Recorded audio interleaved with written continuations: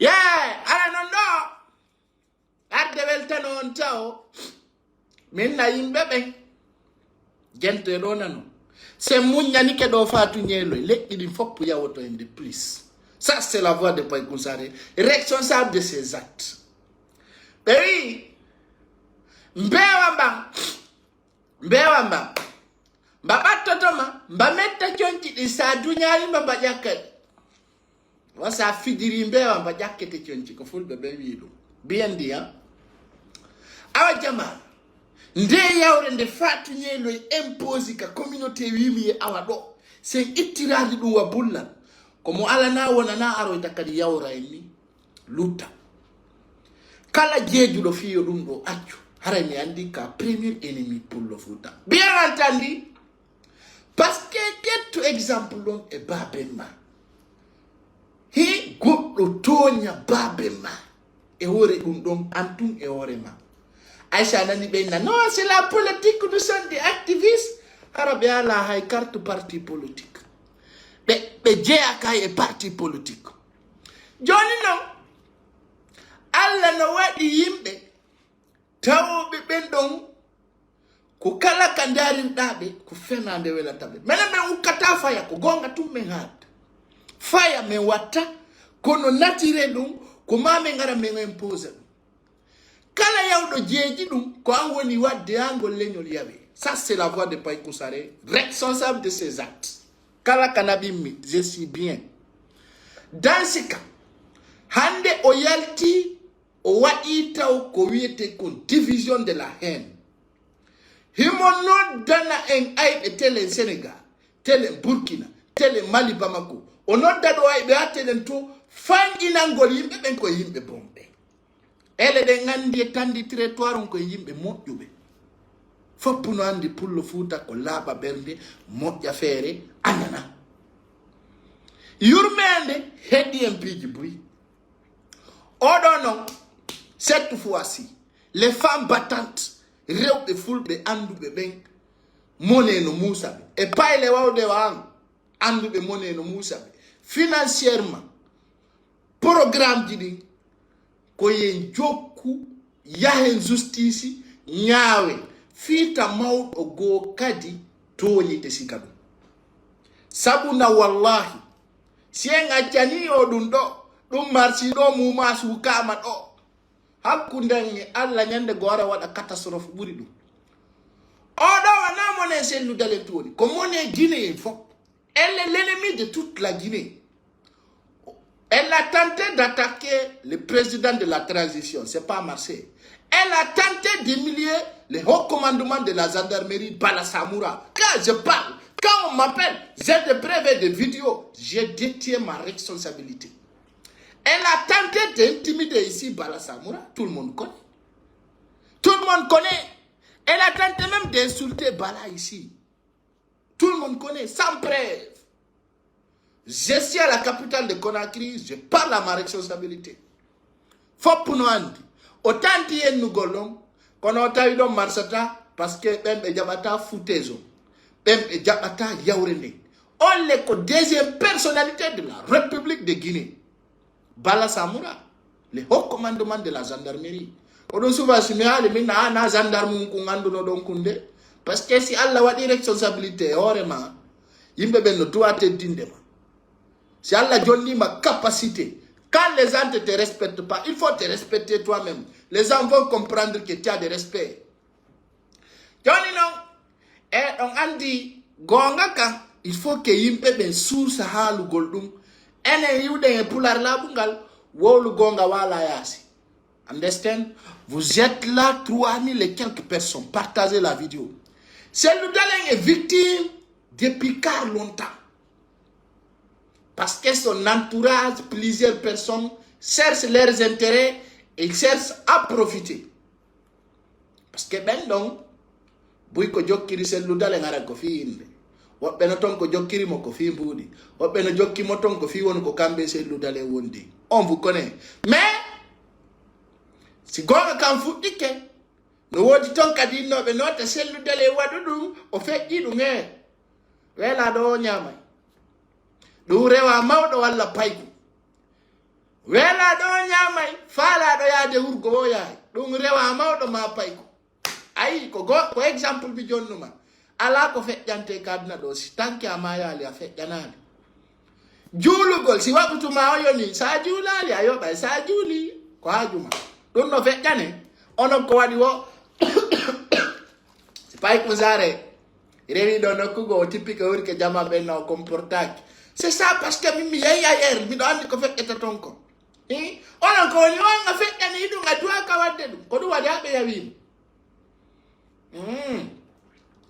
haray to gandi serguinen ser compatriote on tertoto feƴƴanila ɗum tawaka e wi neɗɗo imen si goɗɗo waɗima or sariyare nden ko ɗum nde waɗana ko fi kala bonnuɗoma tawi walanakima o torakima yafuye ko ya rewnumo ka sariya ko ɗum ɓe waɗana you know ko ɗum ɓe waɗana donc moi je demande 1000 partage d'abord go 1000 partage avant qu'on bouge 1000 partage serguinen cher compatriote min miɗo lagine ɗo kala ko mi woli kam fillitoto sabuna min mi toñata si mi toñima tun se yey ka sariya e ganda si goɗɗo no toñima ko ɗum min ɓe sustala mi baka min mi takkanta ko hay goto mi wolante anata ka noppima na hay goto jeyi Facebook ɗo ko nanɗo wo ko birdi ɗo mi wolay kala ko min faala tawaka e birdi en minen goɗɗo hulɓinta min fi you know parce que nous sommes responsables de nos actes et notre parole haray guinéɓe fulɓe nano yewtere Paykoul Sary kala ka fatu ñelo reyo ya justice simo faala o teggidiray ɗo mawɓe Sary nden fop o jeeja ay tum min andi o feeta o huɓɓa o yara beere o ala piwde ɓiɓɓe makko ɓen et puis oɗo holli si Allah hokkimo kutu o lancay fi selludale ça tout le monde a mis en garde et puis oɗo kadi so heɓuno capacité wargol selludale o waranmo parce que y a des vidéos en preuve ɗum ɗon holli hande fausse accusation ko waɗi ko ɗum ɗo kadenna fo observi mi yaha hoɓɓe nanoy nano accanemo min jeejimo fi Allah yo yaafe et puis ɗum no yurmi ko ɗayre waɗimo ɗum o ɗayre o jeedirawo mo 40 ans woy mo mari 40 ans ɗum mo hocce dani e 40 ka woni ɗon ni ko 40 ans permanent international min mi nani on no wola haalaji ko hakkude e Allah ko rapport e par rapport ɗum wata yaadude hulɓini ha woni catastrophe dans ce cas serguinen ser compatriote ɗo ko ma immoɗen fi ñawdugol ɗum clair ko ma plainte on poursuive o jokke parce que kanko o darali sabu si fi sabu no wowlede saɗama go ɗiɗi tati nayi o yafama kono kanko o darali sababu konde on tata sababu ko hande kako janko hande ko hombo woni yennude goɗɗo ka réseaux sociaux ɗo awola tumbe ma c'est les militants de l'IFDC ko hombo woni wadde vidéo ɗo yenna goɗɗo kono minni si tawi do ko min yoɓe porte plainte mais ya ɓe yaltina prévu ji ɗi c'est ça o andi min ko ɗum min ɓe watalan hulɓinde onon ɗo fof ɓe hulɓinayi on no gasa par ce que ono na on taƴale min si darama terre à terre mi hulata komi haali konka ɓawe karaɗɗo ko hombo de dari mi suttako min komi blogueur je on ɗo wadde lagin ɗom jinditata e gardi si mi fokkiti mi tippinayi wiitir miɗo jonnale moƴƴa par ce que mi bonna e goto komi woni ko haalde je suis responsable mi hula ko mi woni kon wolde sa darnilam mi haalante way sabu woni mi woni haalande fewt ko ɗo yada miɗo suuɗo suttako par ce que mi bonna kono hande a wola ende droit ɓennema vous voyez pas hombo ndare ɗo depuis Alpha Condé wi au pouvoir ko hombo woni wadde vidéo ji ɗo yenna goɗɗo qui a insulté quelqu'un. Montrez les vidéos sont là, les pages existent. Moi, j'ai aucune page formatée. Mes vidéos, il faut pour n'existent. Il dit non, go to ya. De 2018 à 2020, de 2021, tous les vidéos existent. Parce que moi, je sais ce que je fais. Il n'y a pas de panique. Je n'ai pas piqué. Au fala yo jama o relasumo. Awa non fulbe be nganditini. Njandi kandi wuli don ko don di tapete. Understand? Njandi din kandi wuli don ko don di tapete. Wallahi billahi tallahi. Je vous dis et je vous répète. Quand on va pardonner ça, puis di bouy arweta on wata di yotago. Ah, si yimbe ben yafani ke mo dundo de irini utirini ko billahi piji go aray tawata nako godde na talagine se trouve en danger. On susta wolde, on susata woloyde ko min non ali goy mi wi dundo so pardonaka si dundo si pardonno ma se m'excuse si dundo accama de irini lanirini hakkudangi alla buri dundo wado yai tawata ngaldi taw mare o video partage mo ko pay ko sare woni aldo so kapeta mi wi si dundo accirama ni buttirini parce que fulbe futa be alla no okkori en jawle fi darnugol état siji alla no okkori en jawle fi wuddutugol magasinji kono alla okkora on jawle fi si musiddo mon pullo hersinama fi yon ittam mune alla okkorali din jawdi don pulbe futa go alla no okkori on jawdi o yide kala e mo faala don kono si musiddo mon pullo hersinama accu mo ngala on tefa c'est pas votre problème ça c'est-à-dire hey si alla okori mambudi ay leñol manu tampi akkitirini are taw même les prophètes be halay origine mabbe on be na prophète yo kari ko leñol kari wi ko iwdi mo iri si alla okori mambudi ay neddo jandudo ka leñol manu yawite no hersine tawtanta wakkili pide dinge jifa jinda hayloda ça me saute dans mon cœur. Ah voilà, tu me donnes on a problème qui me non. Non, tu m'en non. Dare ko gero mo ngala golle. Po. Ta fen. Wata non. Be wi si sariare leydi din no sendede. Arki se leydi din si no sendede. E lando ta ko fi dettu bebe ko fi dari bebe. Hande lagine do si wolo bebe no sendanede be sustala ndalde.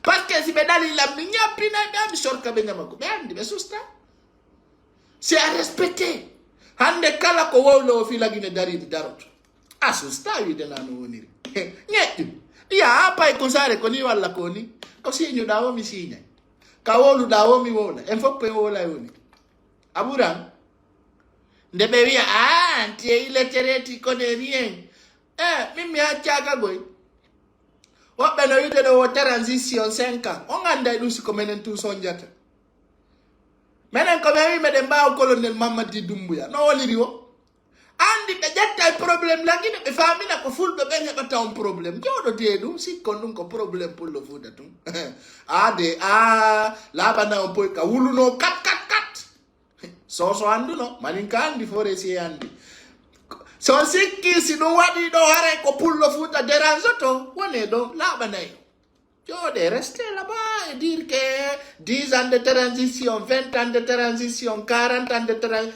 ɗo sikkude hare ko pullo fuuta sonjine nous sommes là pour l'intérêt de la Guinée menen Allah no waɗi no woodi ko ñaami no woodi ka waale si la Guinée moƴƴi ko no gattoto andude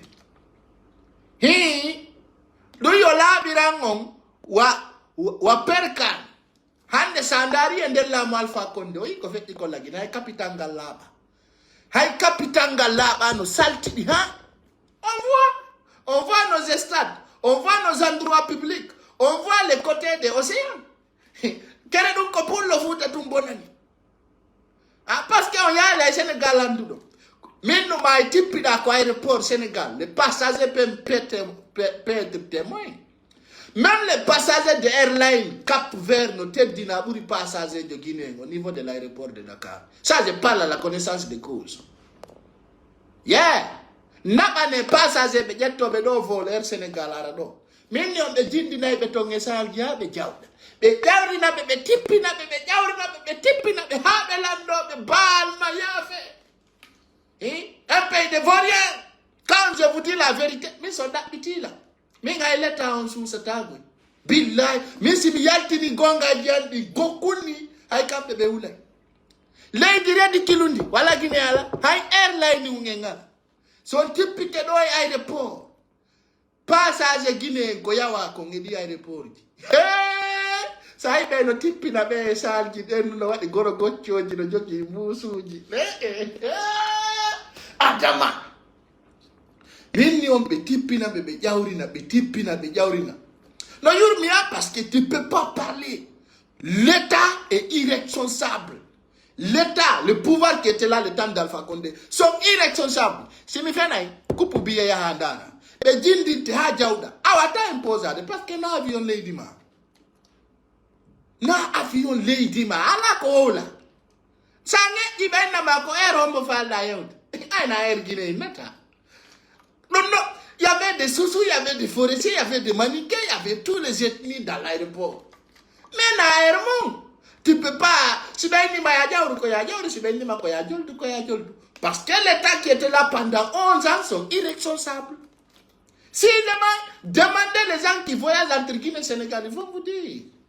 Quand l'aéroport au monde, il est respecté, malgré quand l'aéroport international c'est couturé. Hein? On dit cela, mais on vous respecte ici parce que vous êtes dans votre pays. Même si l'avion ne vous appartient pas, mais la terre vous appartient. Vous n'avez rien à dire. Rien absolument. Pour qu'il tire ton dara. T'as pas dit que manque de respect.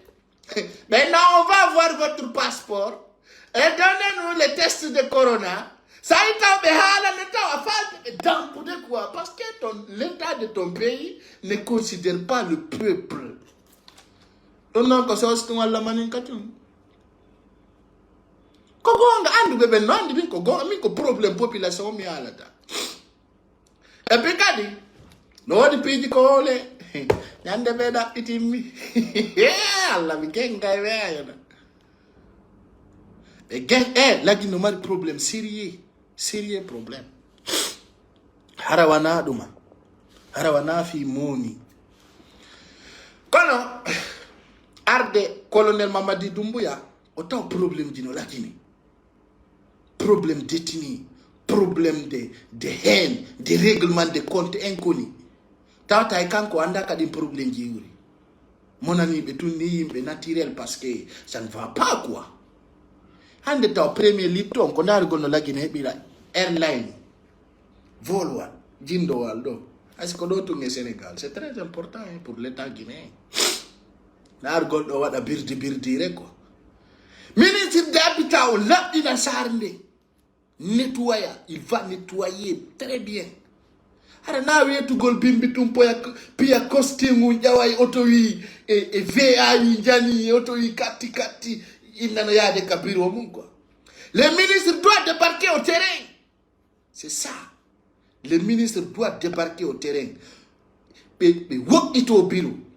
C'est pas ça qui est important. Le ministre doit être au terrain comme un soldat. Ils vont débarquer au terrain, voir comment ça marche. Quand on contrôle zéro, n'a pinibe. Quand on dit que jawa biro jitipo, jawa yoto jane, il y a coloso manchudi. Et c'est pas ça la vie. Aujourd'hui, la Guinée mérite mieux que ça. L'État doit débarquer au terrain, voir comment les citoyens vivent. L'État doit prendre des voitures, des plaques personnelles, voir comment est la situation de la ville. C'est très important. Ça, c'est la voix de Païkoussare, responsable de ses actes et sa parole. L'État doit débarquer, voir comment les citoyens vivent dans ce pays-là. Là, ils nous disent, on connaît tout, entre-temps, ils ne connaissent rien. L'État doit débarquer, voir comment les citoyens marchent. L'État doit prendre leur position dans ce capital. Aménager bien, occuper bien de cette population. Marcher avec la population. On tire tout au birdi. Ça c'est clair. Ok. Mais ça, on va parler de ça après.